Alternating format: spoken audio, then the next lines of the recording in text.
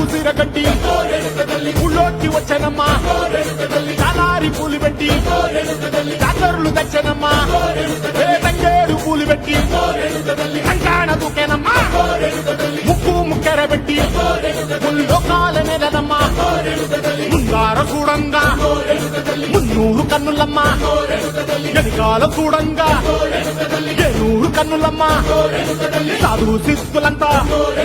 సాగిల పట్టరమ్మా మహారాజు రాజులంతా మొగారిల్లిరమ్మా కోరిక కోరంగా